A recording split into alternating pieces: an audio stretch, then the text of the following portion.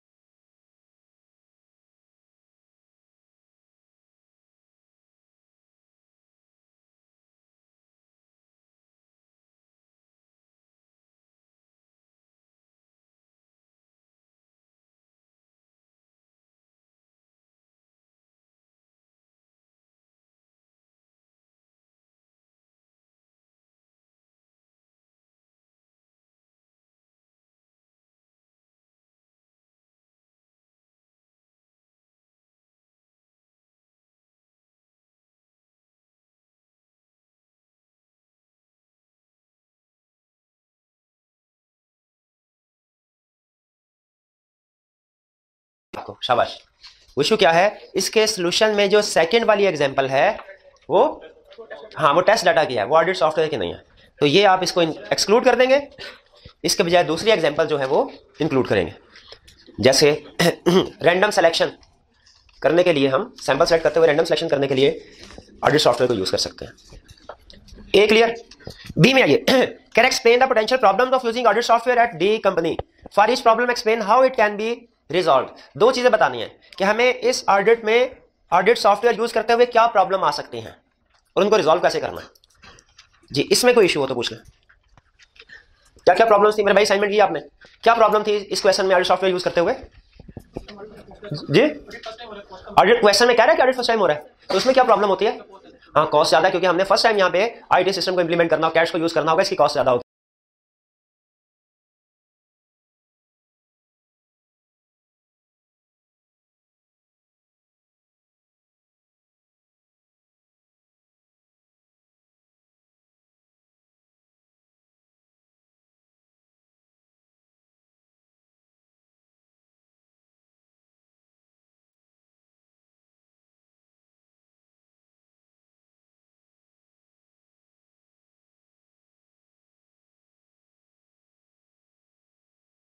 जी,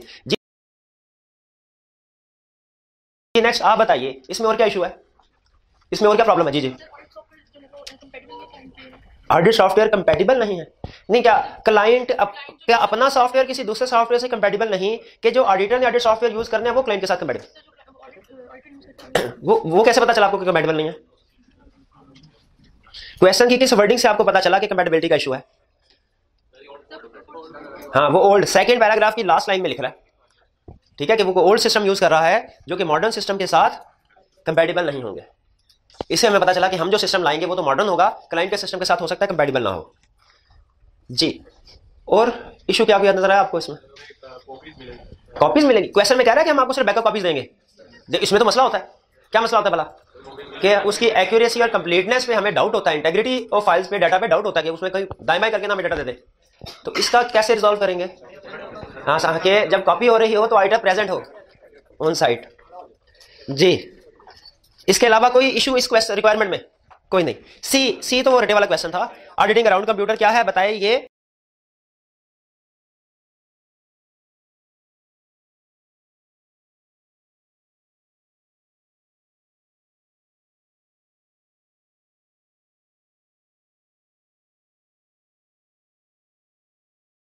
कैसी audit risk increase करते हैं? इसमें कोई प्रॉब्लम नहीं ना आपको? तो ये भाई इनको कोई प्रॉब्लम नहीं, तो ये मुझे बताएंगे ऑडिटिंग अराउंड कंप्यूटर में रिस्क क्या राइज होते हैं? एविडेंस किस चीज का एविडेंस नहीं मिलता? कंप्यूटर के क्लाइंट का आईटी सिस्टम सही ऑपरेट हो रहा है कि नहीं, ठीक है। और अगर कोई एरर्स फाउंड हो, इनपुट और आउटपुट में इनकंसिस्टेंसी हो, उसको रिजॉल्व करना मुश्किल हो जाता है। शाबाश। तो 6 क्लियर हो गया, डन कर दें। 7 पे आइए। 7 में कह रहा है, अच्छा रिक्वायरमेंट समझने वाली है। List the test data. Test data को अंडरलाइन करें। इसका मतलब हमने ऑडिट सॉफ्टवेयर के प्रोसीजर नहीं बताने, टेस्ट ऑफ कंट्रोल वाले बताने हैं। लेकिन टेस्ट ऑफ कंट्रोल के कौन से वाले? टेस्ट ऑफ कंट्रोल में टेस्ट डाटा में क्या फर्क है?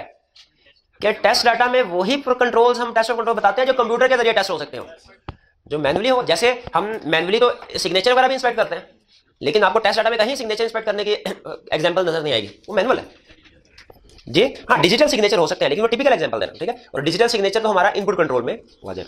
टेस्ट डाटा और टेस्ट ऑफ कंट्रोल में फर्क समझ आ गया आपको? टेस्ट डाटा में भी टेस्ट ऑफ कंट्रोल्स ही होते हैं, लेकिन कैट्स के।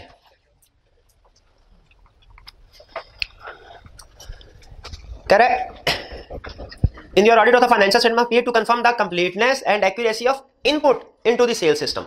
इसका मतलब है हमने इनपुट के ऊपर फोकस करना है, इनपुट से रिलेटेड टेस्ट ऑफ कंट्रोल बताने हैं कि जो इनपुट इनटू सिस्टम हो रहा है उसको कैसे कंफर्म करेंगे सही है कि नहीं, और रीजन भी बतानी है। इस क्वेश्चन में हमें उसने जिस क्लाइंट के बारे में इंफॉर्मेशन दी है वो कोई ई बिजनेस की तरफ आया है क्लाइंट, और कस्टमर्स डिफरेंट लोकेशन से उनकी वेबसाइट पे जाता है और ऑर्डर प्लेस करता है, जैसे टिपिकल ऑर्गेनाइजेशन Draws.com वगैरह और दूसरी शॉपिंग के लिए वेबसाइट्स हैं। कह रहा बताइए इसमें जो कस्टमर डाटा इनपुट कर रहा है वो सही कर रहा है कि नहीं, इस पे क्या टेस्ट डाटा यूज करेंगे। क्या रिक्वायरमेंट में इनपुट का वर्ड आपने नोट किया? इसका मतलब कंट्रोल्स हमने किसके हवाले से बताने? इनपुट के हवाले से। तो बताइए क्या कंट्रोल हो सकते हैं? इनवैलिड कोड, ठीक है। एग्जिस्टेंस चेक, इसके लिए क्लाइंट का कंट्रोल होता है एग्जिस्टेंस चेक। हम कैसे चेक करेंगे? हम एक डमी इनकरेक्ट कोड एंटर करके देखेंगे सिस्टम उसको एक्सेप्ट करता है कि नहीं। और क्या कंट्रोल हो सकता है? पेमेंट्स चेक होके फिर बाद में ऑर्डर प्रोसेस होता है। क्या हमें चेक करना चाहिए कि कहीं पेमेंट के बगैर या इनकरेक्ट पेमेंट डिस्क्रिप्शन के साथ ऑर्डर प्रोसेस ना हो रहा हो? वो कैसे चेक करेंगे? कि रॉन्ग स्पेसिफिकेशन एंटर करके या इनकम्प्लीट स्पेसिफिकेशन एंटर करके देखेंगे ऑर्डर प्रोसेस होता है कि नहीं। और क्या कंट्रोल? लिमिट। अच्छा, क्वेश्चन में कह रहा है कि 1 से 2 रैकेट्स जो है वो ऑर्डर करता है कस्टमर, तो रीजनेबल रेंज 1 से 2। हमने देखना है कि गलती से कहीं कस्टमर ने 10 या 20 तो नहीं कर दिए। तो ऐसा सिस्टम होना चाहिए कि अगर वो रीजनेबल रेंज जैसे 3, 4, 5 इससे ज्यादा ऑर्डर कस्टमर देता है तो उसको इन्फॉर्म कर दिया जाए ऑन स्क्रीन प्रॉम्प्ट के, कंफर्म कर लीजिए कि क्या वाकई आपके 5 ऑर्डर है या 10 ऑर्डर है। रिक्वायरमेंट समझ आई? कोई इशू इसमें? क्वेश्चन 8। हाँ, इसमें हम चीज सिर्फ यही थी कि इनपुट के ऊपर फोकस करना था आपने कि सिस्टम इनपुट करेक्ट हो।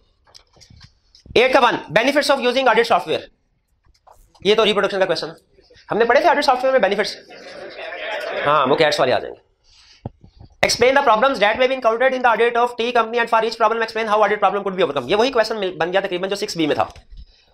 क्या प्रॉब्लम्स हो सकती हैं यहाँ पे जी? टाइम कम मिला ऑडिट का, ये कैसे पता चला कम मिला? नहीं, टाइम कम का इशू नहीं, इशू ये है कि हमारा स्टाफ अवेलेबल नहीं होगा। हमारा स्टाफ अवेलेबल नहीं होगा, स्टाफ की छुट्टियां होती हैं। जैसे आपको पता है प्रैक्टिकली ज्यादातर कंपनीज का ईयर एंड क्या होता है? 30 जून और 31 दिसंबर। और जो CFAP के स्टूडेंट्स होते हैं उनके पेपर कब होते हैं? उनके भी इन्हीं महीनों में होते हैं। तो उससे कह रहा है इस तरह की प्रॉब्लम जो है वो फेस कर रहे हैं। तो क्या इलाज होना चाहिए भाई? जिन्होंने अटेम्प्ट देनी है उनको टीम में शामिल ना करो, जिनकी छुट्टियां आनी है उनको टीम में शामिल ना करो। या एक और काम करो, क्या? Embedded audit facilities. उसका क्वेश्चन में जिक्र नहीं है कि ऑडिटर घर बैठे पेपर की तैयारी कर रहा हो, उधर वो टेस्ट ऑफ कंट्रोल परफॉर्म हो रहे हो। या ऑडिट सॉफ्टवेयर में भी एम्बेडेड आइडेंटिटीज को यूज किया जा सकता है। ये भी उसका ओवरकम करने का। और क्या इशू है जी मेरे भाई? क्वेश्चन अटेम्प्ट किया आपने, और क्या इशू नजर आया इस क्वेश्चन? हाँ, इनिशियल ऑडिट का भी जिक्र कर दिया कि substantial setup cost. Initial question में जिक्र कर रहा है कि फर्स्ट टाइम आ रहा है आपके पास लाइन? अरे तो क्या हमें इस पर यूज करना चाहिए? करना? ओ भाई पैसे बहुत ज्यादा लगेंगे, लाखों रुपए।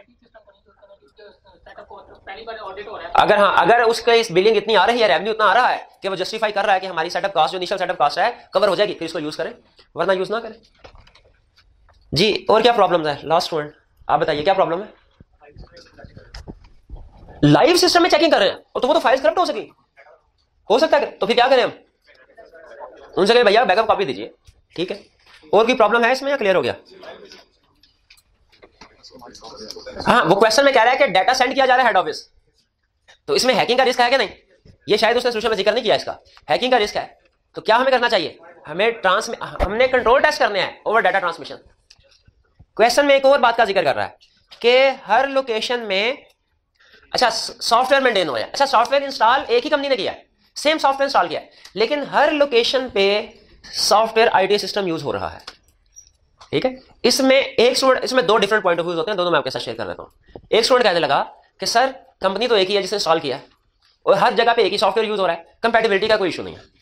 दूसरा कहने लगा नहीं सर, इंस्टॉल किया ठीक है एक ही कंपनी ने, और जब इंस्टॉल किया सेम था, लेकिन चूंकि हर लोकेशन पे ये इंस्टॉल्ड है, तो हो सकता है बाद में जो ब्रांच लेवल पे या लोकेशन में इस सिस्टम में कोई मॉडिफिकेशन कर ले डिफरेंट ब्रांच मैनेजर्स, तो इसीलिए कंपैटिबिलिटी का रिस्क अराइज होता है। अब ये मैं आपके ऊपर छोड़ रहा हूं, अगर आपको लगता है कि इसमें कंपैटिबिलिटी का रिस्क अराइज होता है क्योंकि ब्रांच लेवल पे जो मैनेजर्स हैं वो सिस्टम में अपनी नीड्स के मुताबिक मॉडिफिकेशन कर सकते हैं, तो फिर रिस्क लिख लीजिए, वरना नहीं।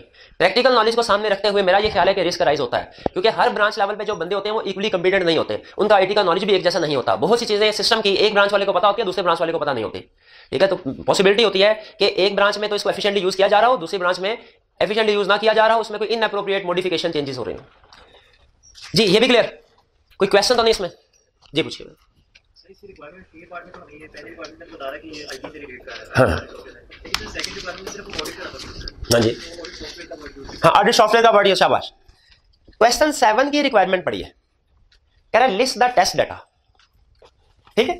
इससे हमें पता चल गया कि कंप्यूटर के ऊपर फोकस करना है, कैट्स के ऊपर। क्वेश्चन 6 का पार्ट बी पढ़िए, इसमें भी प्रॉब्लम पूछ रहा है, लेकिन प्रॉब्लम के साथ स्पेसिफिक इसने कह दिया यूजिंग ऑडिट सॉफ्टवेयर। मतलब हमने कैट्स वाली प्रॉब्लम, कंप्यूटर वाली प्रॉब्लम डिस्कस करनी है, जो जनरल हमारे नॉर्मल ऑडिट की प्रॉब्लम होती है उनको डिस्कस नहीं करना। 8 की रिक्वायरमेंट 2 पढ़िए, इसमें क्या वो स्पेसिफाई कर रहा है कि टेस्ट डाटा से रिलेटेड या ऑडिट सॉफ्टवेयर से रिलेटेड प्रॉब्लम्स बताओ मुझे? नहीं कह रहा। इसका मतलब क्या हुआ कि हमें सारी प्रॉब्लम्स बतानी चाहिए या सिर्फ जनरल वाली बतानी चाहिए या सिर्फ कंप्यूटर वाली? सारी प्रॉब्लम्स बतानी चाहिए हमें इसमें, ठीक है, जो क्योंकि कंप्यूटर सिस्टम का जिक्र कर रहा है। तो इसका मतलब हमें जो प्रॉब्लम्स ऑडिट सॉफ्टवेयर या टेस्ट डाटा को यूज करते हुए आ सकती हैं उनका भी जिक्र करना है, और जो जनरल जैसे हॉलीडे छुट्टियों वाली प्रॉब्लम, इनका कंप्यूटर से कोई ताल्लुक नहीं है, ठीक है। तो ये जनरल के तौर पे डिस्कस कर रहे हैं, और लेकिन जो लाइव ऑपरेशंस में वो कह रहा टेस्टिंग होगी, इसका कंप्यूटर से ताल्लुक, हमने इसको भी डिस्कस कर दिया। क्लियर हो गया? तो रिक्वायरमेंट हमें बताती है कि हमने सिर्फ फोकस अपना कैट्स पे करना है, कंप्यूटर पे, या कि हमने जो जनरल इसमें प्रॉब्लम्स हमारे सामने आ रही है उनको भी डिस्कस करना है। क्लियर? और कोई क्वेश्चन तो नहीं? असाइनमेंट क्लोज कर दें। Assignment close. अब आते हैं हम अपने लेक्चर की तरफ। सबसे पहले प्रीवियस लेक्चर में कोई क्वेश्चन पूछना चाहते हो तो पूछ लीजिए। प्रीवियस लेक्चर में हमने क्या पढ़ा था जी मेरे भाई? बताइए, प्रीवियस लेक्चर में हमने क्या पढ़ा था? कैट्स यानी टेस्ट डाटा और ऑडिट सॉफ्टवेयर के बारे में जी। और कोई क्वेश्चन? ट्रेंड एनालिसिस क्या होता है? ट्रेंड एनालिसिस होता है कि पिछले कई सालों की सेल्स को देखना कि उनका जनरल ट्रेंड इंक्रीजिंग है या डिक्रीजिंग है, ठीक है। पिछले कई सालों की सेल्स को देखना या किसी दूसरी इंफॉर्मेशन को देखना, उनका जनरल ट्रेंड देखने के लिए, और ये इवैल्यूएट करना कि क्या करंट ईयर की फिगर्स उस ट्रेंड के मुताबिक हैं कि नहीं। अगर पिछले कुछ सालों से सेल्स डिक्रीज हो रही है तो करंट ईयर में अचानक अगर इंक्रीज हो जाए तो हमारे लिए एक कंसर्न होना चाहिए। यह है ट्रेंड एनालिसिस। कंपैरिजन में हम सिर्फ पिछले साल के साथ कंपेयर करते हैं, ट्रेंड में पिछले कई सालों को सामने रख के हम एनालिसिस कर रहे होते हैं। ये बिल्कुल एनालिटिकल प्रोसीजर है। और कोई क्वेश्चन? डाटा इंक्रिप्शन की जो बेसिक, देखिए डाटा इंक्रिप्शन है कि आपने डाटा को इंक्रिप्ट करना और बाद में डिक्रिप्ट करना है। इसकी बेसिक टाइप्स जो है वो दो है, सिमेट्रिक की साइफर और एसिमेट्रिक। सिमेट्रिक में सिंगल रूल को यूज करते हुए हम डाटा को इंक्रिप्ट और डिक्रिप्ट दोनों करते हैं। एसिमेट्रिक की साइफर में हम डिफरेंट कीज को यूज करते हुए डाटा को इंक्रिप्ट और डिक्रिप्ट करते हैं। ये बेसिक डिफरेंस है। एस याद रखने के लिए, एस फॉर सिमेट्रिक और एस फॉर सिंगल, ठीक है।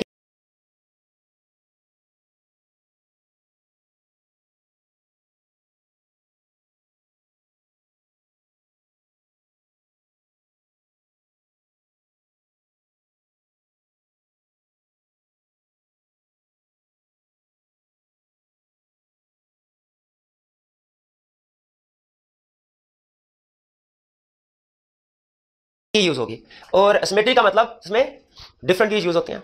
दूसरी क्लासिफिकेशन है हमारी स्ट्रीम साइफर या ब्लॉक साइफर। ये इसका ताल्लुक की से नहीं है, इसका ताल्लुक है कन्वर्जन किस बेस पे होगी। क्या हर बाइट की अलग-अलग कन्वर्जन होगी या कुछ बाइट्स का इकट्ठा ग्रुप बना के उसको कन्वर्ट किया जाएगा। अगर हर बाइट की 1 यूनिट की अलग-अलग इंक्रिप्शन डिक्रिप्शन हो रही हो, इसे हम कहते हैं स्ट्रीम साइफर। और अगर ग्रुप बना के फिक्स लेंथ का 4 का बाइट्स का ग्रुप बना दिया, 8 का 10 का 12 का ग्रुप बना के ब्लॉक बना के उसको इंक्रिप्ट किया जाए, वो भी हमारी ब्लॉक साइफर हो जाएगा।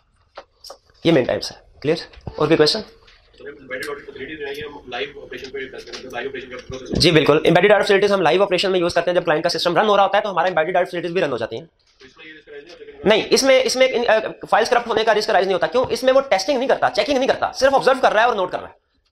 ये एक तरह से सिर्फ ऑब्जर्वेशन का काम है। हमारी एम्बेडेड डाटा फैसिलिटीज का काम होता है जो ट्रांजैक्शंस हो रही है उनको सिर्फ ऑब्जर्व करना है, उनको टेस्ट करना, उनके ऊपर कोई प्रोसीजर परफॉर्म करना ऑब्जेक्टिव नहीं है। जैसे फर्क होता था ना हमारा टिपिकल ऑडिट प्रोसीजर में, ऑब्जर्वेशन में और इंस्पेक्शन रिकैलकुलेशन में। ऑब्जर्वेशन में हम सिर्फ ऑब्जर्व करते हैं, चेक नहीं करते कि ये चीज सही है कि गलत है। ठीक है, उसकी डिटेल डॉक्यूमेंट्स की चेकिंग टेस्टिंग नहीं होती। डॉक्यूमेंट्स की चेकिंग टेस्टिंग होती है इंस्पेक्शन में, रिकैलकुलेशन में। डमी डिपार्टमेंट इसलिए कहा गया है इसको एम्बेडेड डाटा फैसिलिटीज को, क्योंकि ये क्लाइंट की ऑफिशियल बुक्स ऑफ अकाउंट्स में ये फाइल शामिल नहीं होती, ये ऑडिटर ने क्रिएट की होती हैं। जैसे हम डमी ट्रांजैक्शन टेस्ट डाटा में एंटर करते हैं, उसको डमी क्यों कहते हैं? क्योंकि वो मैनेजमेंट की नहीं है, जेन्युइन नहीं है, वो सिर्फ ऑडिटर से रिलेट कर रही है। ठीक है, मैनेजमेंट की ऑफिशियल एंट्री नहीं है। उसी तरह इसको डमी डिपार्टमेंट या डमी फाइल, डिपार्टमेंट से मुराद के फाइल सिस्टम जिसमें फाइल्स क्रिएट हो रही होंगी, इसे किस लिए कहा गया? क्योंकि ये सारी की सारी जब क्लाइंट एक्सट्रैक्ट करेगा अपनी सारी फाइल्स, तो उसमें ये वाली फाइल्स नहीं जाएंगी, इनका ताल्लुक सिर्फ ऑडिटर से है। इसीलिए इन्हें डमी डिपार्टमेंट कहा गया कि सिर्फ ऑडिटर के यूज के लिए है, ऑफिशियल यूज के लिए नहीं, क्लाइंट के उसकी बुक्स का फाइलिंग सिस्टम का पार्ट नहीं। जी, और भी क्वेश्चन?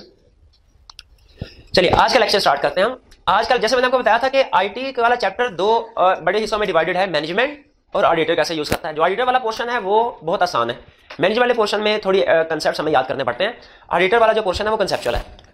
हमने ये स्टडी किया कि ऑडिटर कंप्यूटर को यूज कर सकता है रिस्क असेसमेंट में भी, टेस्ट ऑफ कंट्रोल में भी, सब्सटेंटिव प्रोसीजर में भी। कल के लेक्चर में हमने स्टडी कर लिया कि ऑडिटर कैसे यूज करेगा कंप्यूटर्स को, कंप्यूटर टेक्निक्स को टेस्ट ऑफ कंट्रोल में और सब्सटेंटिव प्रोसीजर में। आज हम स्टडी करने जा रहे हैं ऑडिटर कैसे यूज करेगा कंप्यूटर टेक्निक्स को रिस्क असेसमेंट में, counting and internal control system को डॉक्यूमेंट करते हुए।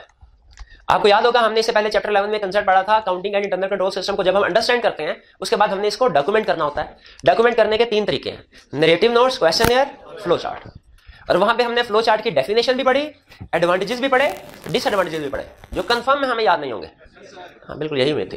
क्या हमें यहाँ पे वो दोबारा पढ़ने चाहिए? इसका जवाब है बिल्कुल नहीं, बिल्कुल भी नहीं पढ़ने चाहिए, क्योंकि हम वहां पे कवर कर चुके हैं। इसलिए इस चैप्टर में आपको जो फ्लो चार्ट है उसकी डेफिनेशन, उसके एडवांटेजेस डिसएडवांटेजेस नहीं मिलेंगे, बल्कि वो हमें कंसेप्ट शुरू करता है टाइप्स ऑफ फ्लो चार्ट से और लेवल्स ऑफ फ्लो चार्ट से। ठीक है, पहला कंसेप्ट जो इस चैप्टर में हमें सिखा रहा है वो ये है कि फ्लो चार्ट की टाइप्स क्या है और इसके लेवल्स क्या है। क्या सिखा रहा है? टाइप्स ऑफ फ्लो चार्ट और लेवल ऑफ फ्लो चार्ट। भाई दोनों में फर्क क्या है? टाइप्स में और लेवल्स में क्या फर्क है? कंसेप्ट याद आ गया। Risk at assertion level, risk at financial statement level में क्या फर्क है? जो कि स्पेसिफिक एग्जांपल दीजिए। सेल्स ओवरस्टेटमेंट का रिस्क है, ये असर्शन लेवल पे है। प्रॉफिट ओवरस्टेटमेंट का रिस्क है, फाइनेंशियल स्टेटमेंट लेवल पे। मैनेजमेंट इंटीग्रिटी डाउटफुल है, फाइनेंशियल स्टेटमेंट लेवल का रिस्क है। पोर्टेबल है, असर्शन लेवल का रिस्क है। तो जिस तरह हमने कंपोनेंट्स ऑफ ऑडिट रिस्क और लेवल्स ऑफ रिस्क में फर्क पड़ा था, components of audit different concept था, inherent risk, control risk, detection risk. Levels of risk different concept था, risk at financial statement level, risk at assertion level. उसी तरह types of flow chart different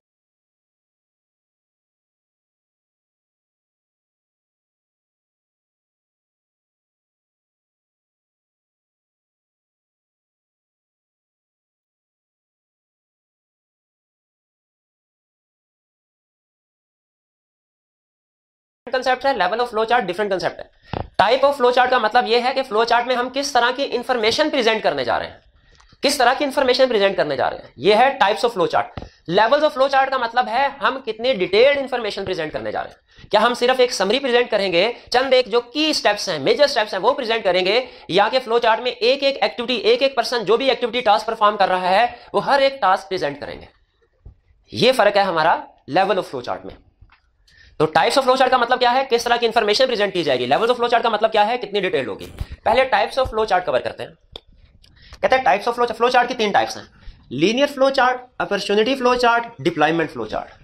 linear flow chart, opportunity flow chart और deployment flow chart. Linear flow chart किसको कहते हैं? जिसमें sequence of activities आ रही हो। देखिए एक्टिविटीज तो हर फ्लो चार्ट में आ रही होंगी, लीनियर फ्लो चार्ट में असल चीज होगी हमारी कि सीक्वेंस में आनी चाहिए एक्टिविटीज।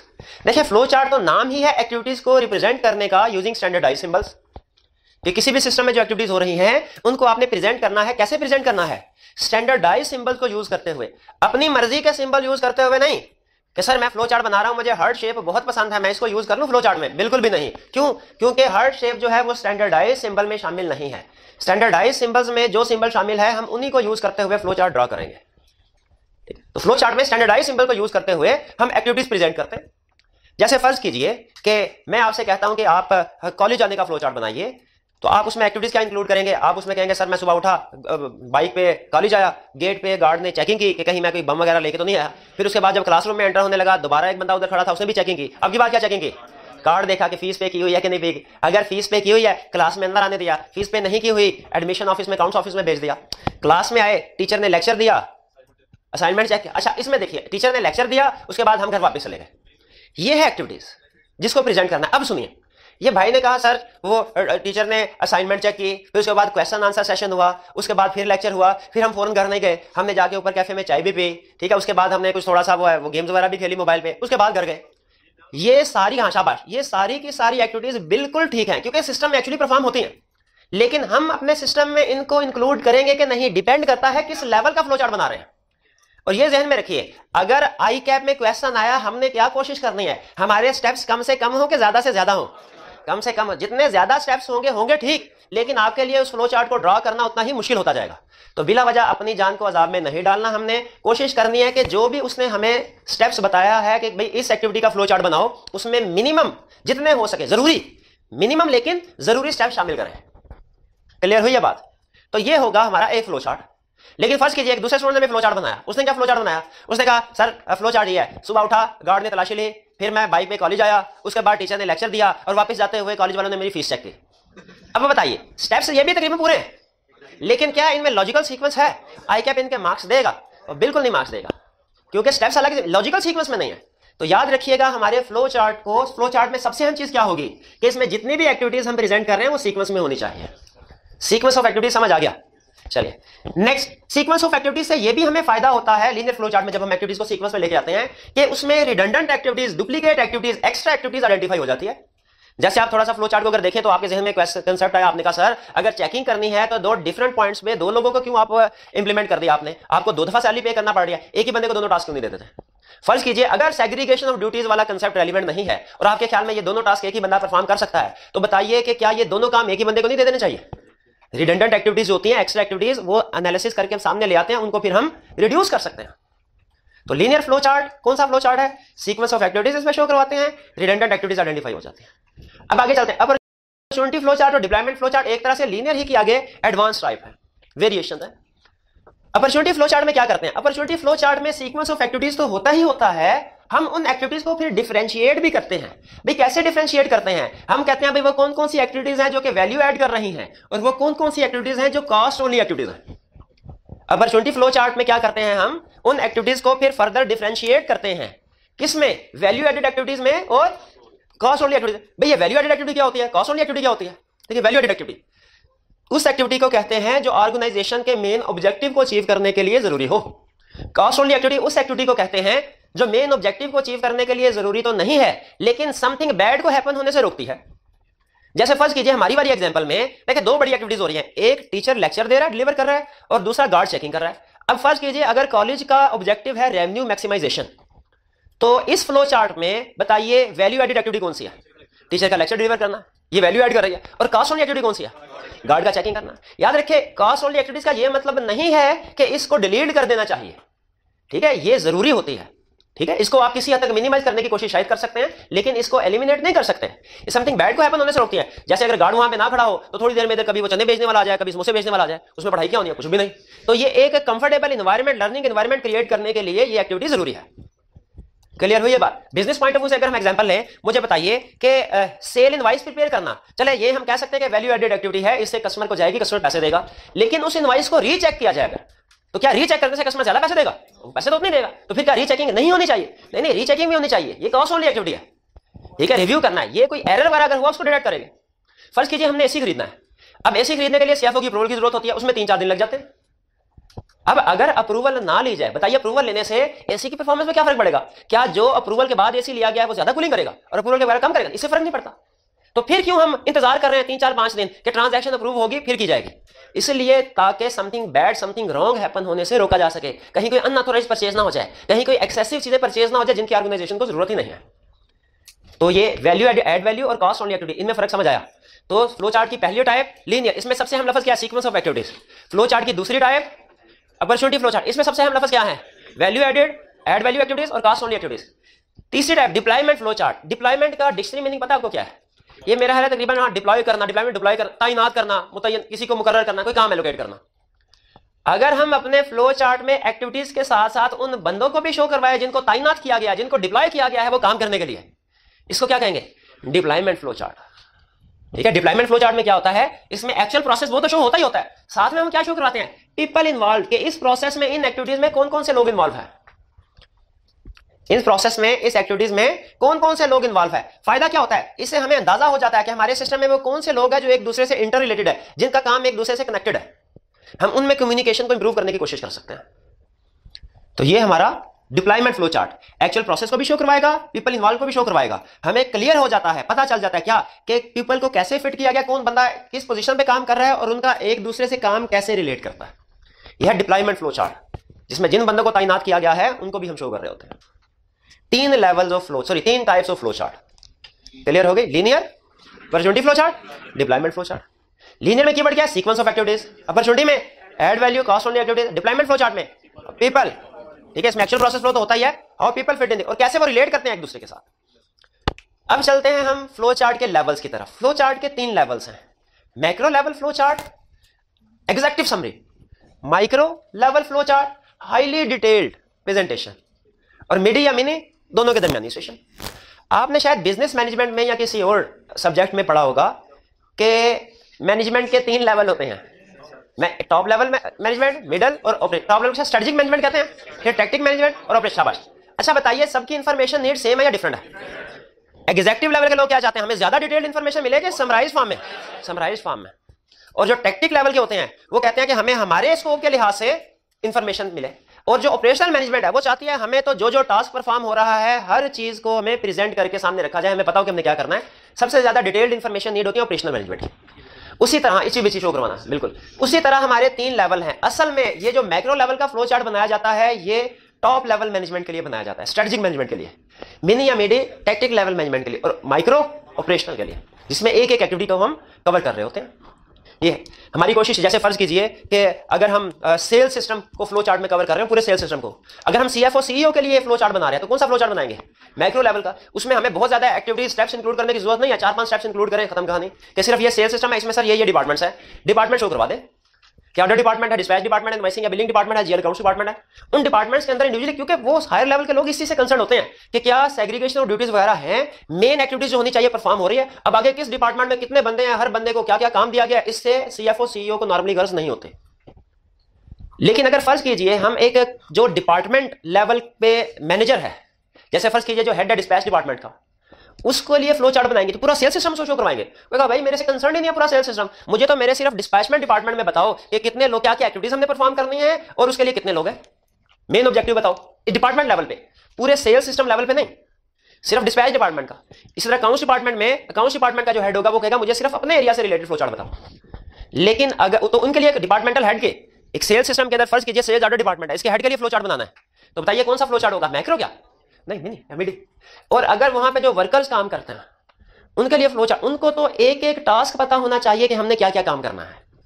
इसीलिए इनके लिए जो फ्लो चार्ट बनाया जाता है वो हाईली डिटेल्ड होता है, उसे कहते हैं माइक्रो या ग्राउंड फ्लो चार्ट। क्लियर हुई है बात? अच्छा, आई कैप अपनी स्टडी टेक्स्ट में छोटी सी एग्जांपल देता है।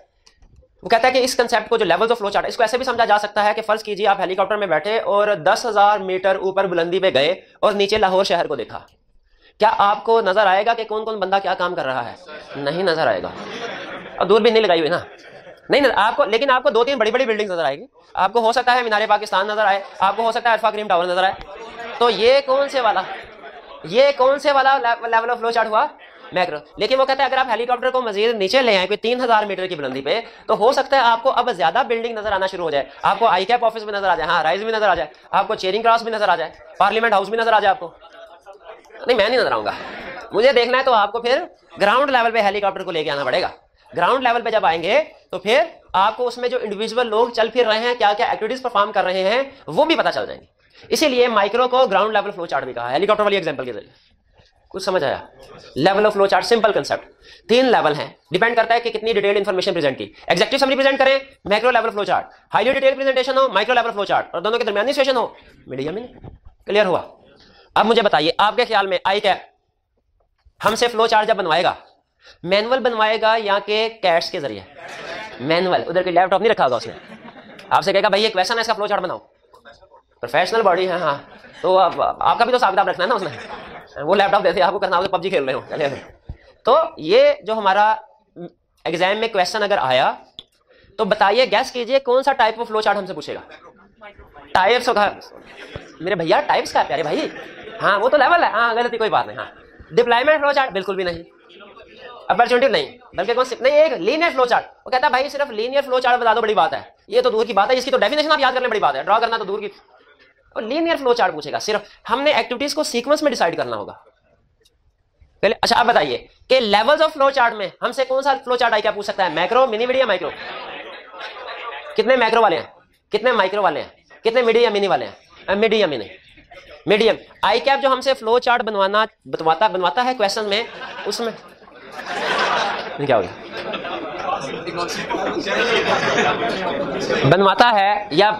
बनवाता है उसमें सिंबल्स जो यूज होते हैं, स्टैंडर्डाइज सिंबल यूज होंगे, कितने होंगे?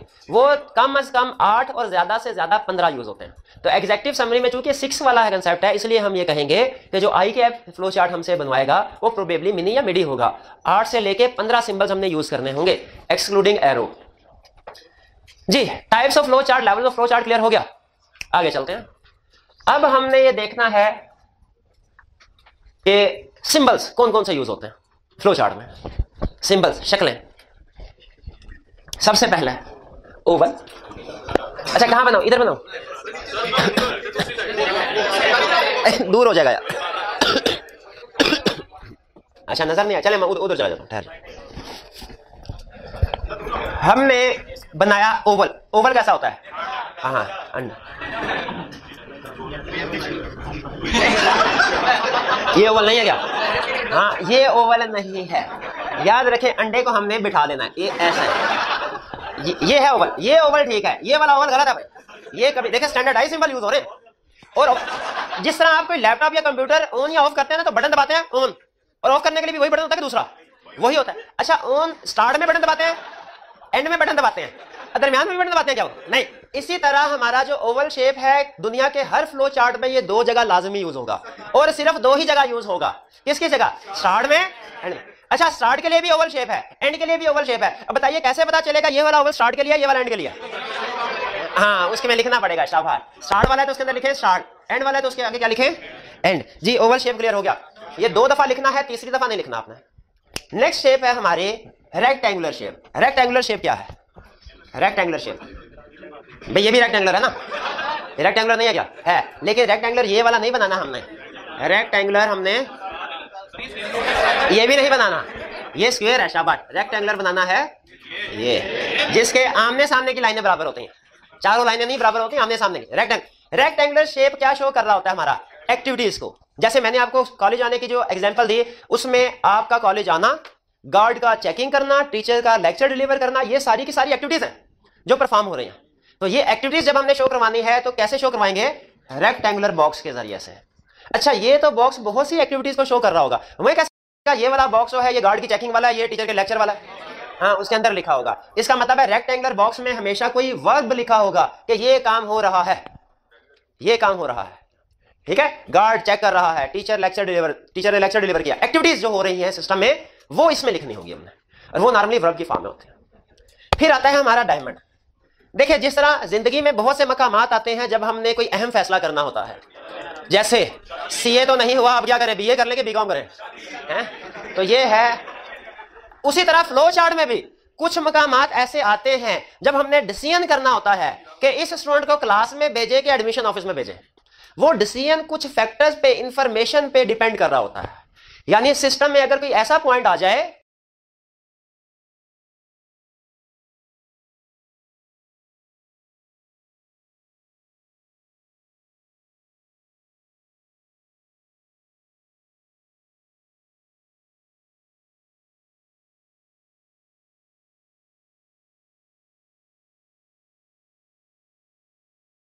जिस पे हमने डिसीजन करना हो, जो नेक्स्ट एक्शन है हमारे डिसीजन पे डिपेंडेंट हो, तो उस डिसीजन को शो करने के लिए हम सिंबल यूज करते हैं, उसे कहते हैं डायमंड। डायमंड की शेप होती है ये।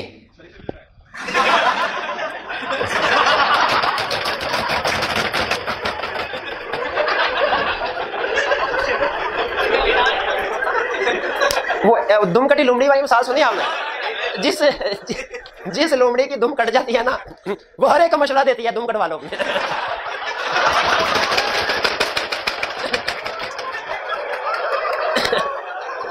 चले बस कीजिए डायमंड।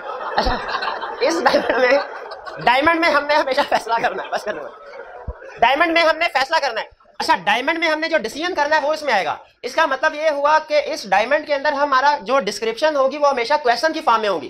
क्या स्टूडेंट, जैसे हमारी वाली एग्जांपल में, क्या स्टूडेंट इनरोल्ड है, या does student have overdue fees. Does student have, हमारा जो नेक्स्ट सेक्शन है वो इस क्वेश्चन पे डिपेंड करता है। Does student have overdue fees, overdue fees. अच्छा, ये क्वेश्चन मार्क में आएगा। जो डायमंड होगा हमेशा क्वेश्चन मार्क में आएगा। डायमंड से हमारे दो रास्ते निकलेंगे हमेशा। एक होगा यस है तो ये करो, नो है तो ये करो। एक एरो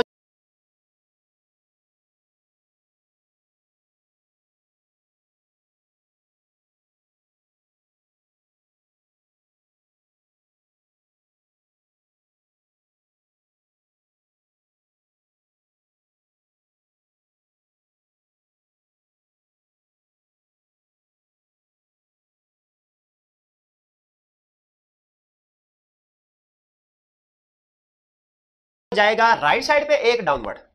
इसमें कोई हार्ड एंड फास्ट रूल नहीं है कि यस किधर आएगा नो किधर आएगा, लेकिन आपको भी थोड़ी देर में टिप बता दूंगा मैं कि कैसे करना। इसमें क्वेश्चन आएगा एक तरफ यस एक तरफ नो, ठीक है, लेकिन ये कोई हार्ड एंड फास्ट रूल नहीं कि किधर यस है किधर नो है। ये होगा हमारा डायमंड। और नेक्स्ट सिंबल है हमारा एरो।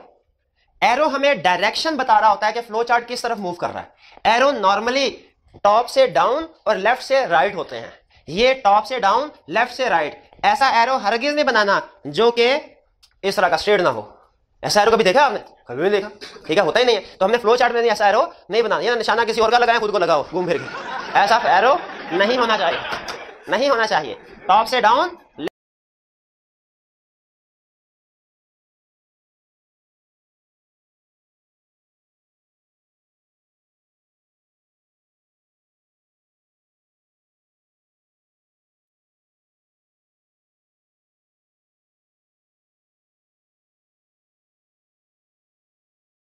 लेफ्ट से राइट। ये अच्छा, ये जो नेक्स्ट सिंबल है ये आज के लेक्चर में नहीं, कल के लेक्चर में बताऊंगा, क्योंकि ये सिंबल सिर्फ डेफिनेशन की हद तक हैं। इन्होंने एक्चुअली हमारे फ्लो चार्ट में यूज नहीं होना। सिंबल क्लियर हो गए? अब क्या बताएं? अप्रोच। अप्रोच जरा गौर से सुनिएगा कि फ्लो चार्ट को ड्रा करना है, उसके लिए अप्रोच क्या होनी चाहिए। ये एक अप्रोच लिखी है आईकैप की स्टडी टेक्स्ट में। ये आपके सामने आईकैप वाली अप्रोच है। एक अप्रोच ये है जो हमने फ्लो चार्ट के बहुत से क्वेश्चंस किए, उनमें जो प्रॉब्लम्स आती हैं, क्या गलतियां होती हैं, उनको सामने रख के भी एक सजेस्टेड अप्रोच बताई है, वो आपको अपेंडिक्स में मिल जाएगी। लेकिन अगर एग्जाम में आईकैप क्वेश्चन पूछे कि बताओ एक सक्सेसफुल फ्लो चार्ट, एक अच्छा फ्लो चार्ट बनाने के लिए क्या अप्रोच अडॉप्ट करोगे, तो हमने यही अप्रोच लिखनी है। अब इस अप्रोच में आईकैप ने तो 6 स्टेप्स में बताए हुए हैं। काम की चीजें इसमें हैं लेकिन सिर्फ 3। वो क्या है, उन्हीं के ऊपर हम ज्यादा फोकस करेंगे। यार सारे स्टेप कर लेंगे। अच्छा, क्या क्या रहा है? सबसे पहले बिग पिक्चर। ये पता नहीं क्या कहना चाह रहा है, मुझे समझने लगी बिग पिक्चर में क्या करना चाह रहा है। ऑब्जर्व द प्रोसेस, ये अहम चीज है। Observe the process. Big picture में कह रहा है, ओवरऑल आइडिया अपने ज़हन में लेके आए कि आप किस चीज का फ्लो चार्ट बनाने जा रहे हैं। ऑब्जर्व द प्रोसेस में कहता है कि जिस प्रोसेस का फ्लो चार्ट बनाना है उस प्रोसेस को पहले ऑब्जर्व करें। और याद रखें, जब तक आप किसी प्रोसेस को ऑब्जर्व नहीं करेंगे उसका फ्लो चार्ट नहीं बना सकते। जैसे अगर फर्ज कीजिए एग्जाम में क्वेश्चन आया कि एटीएम मशीन से कैश विड्रॉल का फ्लो चार्ट बनाओ। अगर तो आपने जिंदगी में कभी एटीएम मशीन से कैश विड्रॉ करवाया है या इसको ऑब्जर्व किया है कि कैश कैसे विड्रॉ होता है, तब तो आप इसका फ्लो चार्ट बना सकते हैं। अगर आपने कभी इस सिस्टम को ऑब्जर्व नहीं किया तो फिर आप फ्लो चार्ट नहीं बना सकेंगे। क्योंकि आपको पता ही नहीं है कि कैश विड्रॉ करने के लिए एटीएम से पहले एटीएम कार्ड इंसर्ट करना पड़ता है, फिर पिन कोड एंटर करना पड़ता है। पिन कोड करेक्ट हो तो वो आगे पूछता है कि कितनी अमाउंट विड्रॉ करनी है, अमाउंट एंटर करते हैं, हमारे अकाउंट बैलेंस में इतनी अमाउंट हो तो फिर वो कैश सर्व करता है, और फिर उसके बाद एटीएम कार्ड भी बाहर आ जाते हैं और रिसीव भी आ जाते हैं। अगर आपने पैसे भी आ जाते हैं, अगर आपने इस सिस्टम को ऑब्जर्व किया है फिर तो आप ड्रॉ कर सकेंगे, वरना कभी ड्रॉ नहीं कर सकेंगे। क्लियर हुई? अब फिर आपको अंदाजा ही लगाना पड़ेगा। अब देखिए ऑब्जर्व द प्रोसेस के बाद नेक्स्ट कंसेप्ट कौन सा, रिकॉर्ड द स्टेप्स, कि उनको लिख लो कि इस सिस्टम में ये स्टेप्स हैं। ये अप्रोच आपने एग्जाम में यूज करनी है, इसको एप्लीकेशन पॉइंट ऑफ व्यू से समझिए। पहले हम देखेंगे सिस्टम कौन सा आया, फिर हमने साइड पे इसको रफ में लिख लेने हैं कि इसमें क्या क्या एक्टिविटीज हो रही हैं, क्या क्या स्टेप्स हो रहे हैं, और फिर सबसे अहम चीज इनको अरेंज करना है लॉजिकल सीक्वेंस में। स्टेप्स को अरेंज करना है, लॉजिकल सीक्वेंस होना बहुत जरूरी है कि हमें पता हो पहले कौन सा स्टेप है, बाद में कौन सा स्टेप है। ठीक है, ये ना हो कि प्रैक्टिकली कोई स्टेप बाद में होता है आप उसको पहले लिख लें, वो तो गलत हो जाएगा फ्लो चार्ट हमारा। फिर इसके बाद हमने फ्लो चार्ट को ड्रॉ करना है, कैसे, स्टैंडर्डाइज सिंबल्स को यूज करते हुए। स्टैंडर्डाइज सिंबल्स को यूज करते हुए, स्टैंडर्डाइज सिंबल कौन से, वही जो हमने डिस्कस की। इसके अलावा 4 सिंबल्स यूज करने हमने फ्लो चार्ट में, इसके अलावा कोई सिंबल यूज नहीं करना। और लास्ट में कह रहा है फ्लो चार्ट बनाओ, उसको एक दफा चेक भी कर लो कि सही बना, उसमें कोई गलती तो नहीं रहेगी। लेकिन अगर गलती रह जाए तो उसे सही नहीं करना, या तो दोबारा फ्लो चार्ट बनाना पड़ेगा या उसको एज इट इज छोड़ना पड़ेगा। क्योंकि फ्लो चार्ट की टेक्निक ये होती है, आपने शायद इसके डिसएडवांटेज में पढ़ा होगा, इसको अमेंड करना बहुत डिफिकल्ट होता है।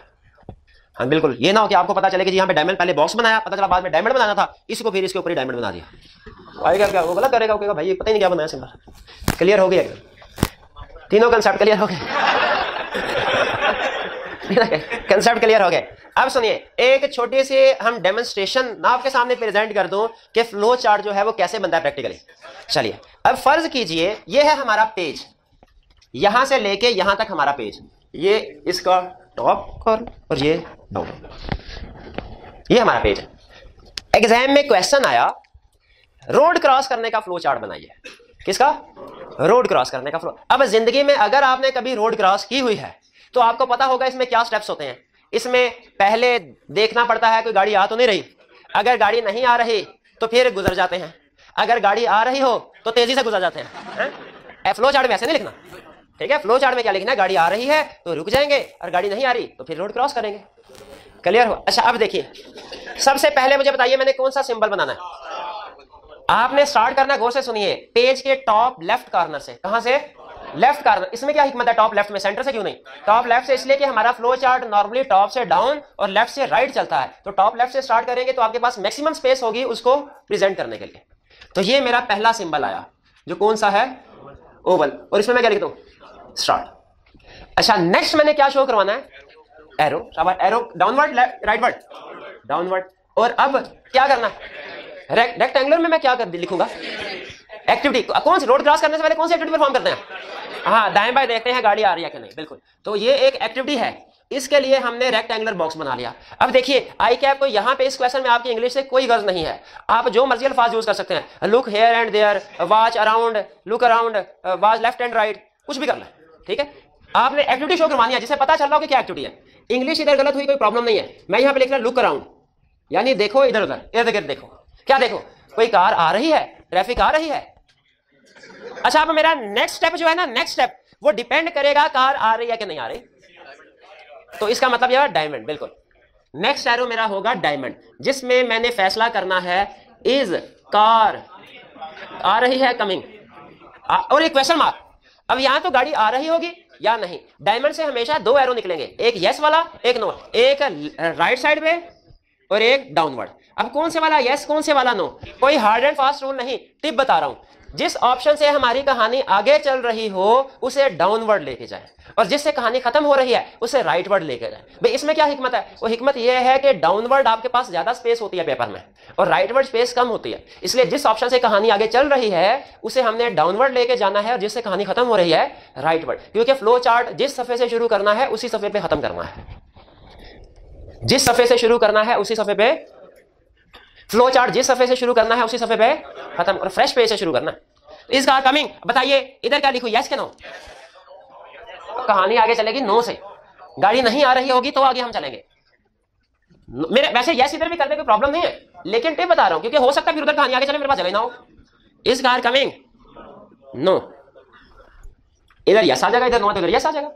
नहीं आ रही क्या करूं, रोड क्रॉस, रेक्टेंगुलर बॉक्स, के ओवल के डायमंड रेक्टेंगुलर बॉक्स। उसमें क्या लिखूं? Cross the road.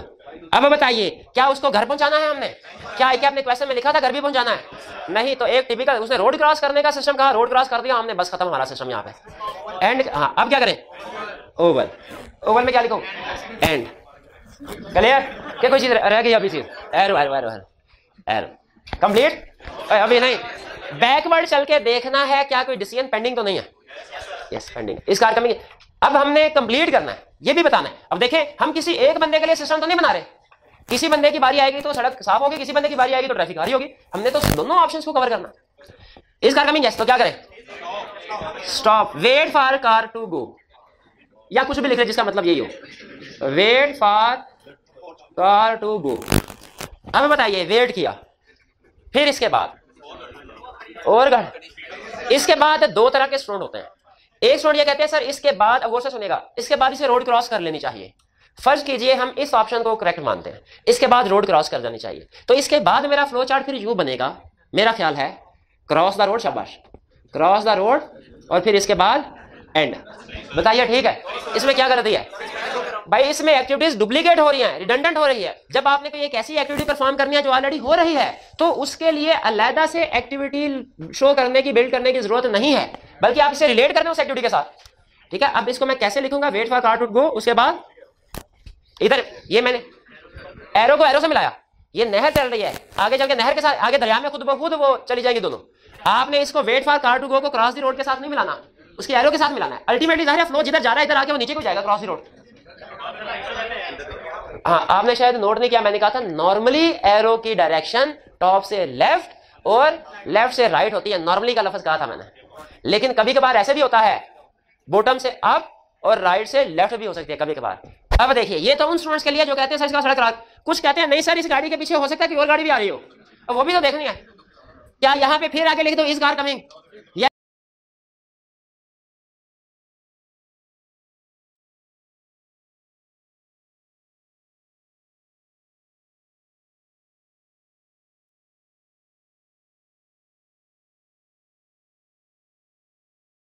या नो? भाई बिल्कुल, उसको मुझे रिलेट कर देना चाहिए यहां से, और ये वाली ऑप्शन मुझे ज्यादा बेहतर लगती है इस वाली की निस्बत, लेकिन ये भी एक्सेप्टेबल है किसी हद तक। जी, अब पता चला आपको फ्लो चार्ट कैसे बनाना है। हमने छोटा मोटा फ्लो चार्ट बना लेंगे, ठीक है। अच्छा मुझे बताइए, अगर किसी जगह पे ये पॉलिसी है कि कस्टमर ने 50,000 से ज्यादा शॉपिंग की तो 10% डिस्काउंट दिया जाएगा, वरना नहीं दिया जाएगा, तो इसमें पहले डिस्काउंट पे करना है कि पहले शॉपिंग की अमाउंट चेक करनी है? हाँ, शॉपिंग का, इससे भी कंसेप्ट याद आ गया मुझे। हम ये जो फ्लो चार्ट बना रहे हैं, ये कंप्यूटर के पॉइंट ऑफ व्यू से बना रहे हैं, सिस्टम के पॉइंट ऑफ व्यू से बना रहे हैं। इसमें हमने ह्यूमन एक्टिविटीज को कवर नहीं करना। ये तो मैंने आपको मिसाल दी ना बनाना कैसे, टेक्निक समझाने के लिए, वरना प्रैक्टिकली के ह्यूमन एक्टिविटी है।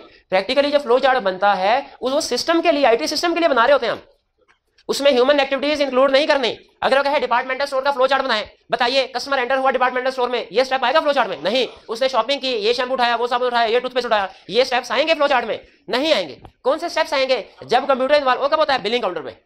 जब वो बिलिंग काउंटर वाला प्रोडक्ट को स्कैन करेगा ना, वहां से हमारा सिस्टम शुरू होगा, वहां से हमारा सिस्टम शुरू होगा। तो इसमें हमने शॉपिंग नहीं करवाने, बिल से शुरू करवाना अपना काम। भाई कुछ बात समझ आए? चलिए, अब आपको ज्यादा नहीं, 2 क्वेश्चन सिर्फ दिए जा रहे हैं। और एक चीज ध्यान में रखिएगा, फ्लो चार्ट के क्वेश्चन में ये जो डायग्राम ड्रॉ करेंगे, ये अगर 10 नंबर का भी क्वेश्चन आया ना, ये डायग्राम स्टैंडर्डाइज सिंबल यूज करने में आपको 5-6 मिनट लगेंगे। इसमें ज्यादा काम आपने सोचने का करना है। पहले सोचना है सिस्टम क्या पूछ रहा है, इस सिस्टम में एक्टिविटीज क्या क्या होती हैं, उसका लॉजिकल सीक्वेंस क्या आएगा, फिर उसके बाद सिंबल्स को यूज करना है। लॉजिकल सीक्वेंस का खास तौर पर ध्यान रखिएगा, डिस्काउंट कब देना है, कब नहीं देना, पहले क्या चीज चेक करेंगे। ठीक है, तो फ्लो चार्ट में ज्यादा टाइम आपका सोचने पे लगेगा, सीक्वेंस ऑफ एक्टिविटीज पे कम टाइम होगा जो आपको फिर ड्रॉ करने में लगेगा। ये 4-5 मिनट में ड्रॉ हो जाता है फ्लो चार्ट। अब आपको 2 सिंपल क्वेश्चन दे रहा हूं, एक वॉल्यूम 1 में से और अपेंडिक्स में से। वॉल्यूम 1 अपेंडिक्स में है first example, 1 place departmental store वाली, पेज है 264, पेज 264 है 1 प्लेस डिपार्टमेंटल स्टोर वाली एग्जांपल। ये आपकी होम असाइनमेंट है। और वॉल्यूम 2 में है क्वेश्चन नंबर 11, सरजमीन बैंक लिमिटेड, सरजमीन बैंक लिमिटेड। ये 2 क्वेश्चंस के फ्लो चार्ट आपने बनाने, आधे घंटे से ज्यादा की असाइनमेंट नहीं है, लेकिन कल छुट्टी भी आ रही है तो आपने रिवीजन करते रहना है। ठीक है जी, आज का लेक्चर यहां पे खत्म।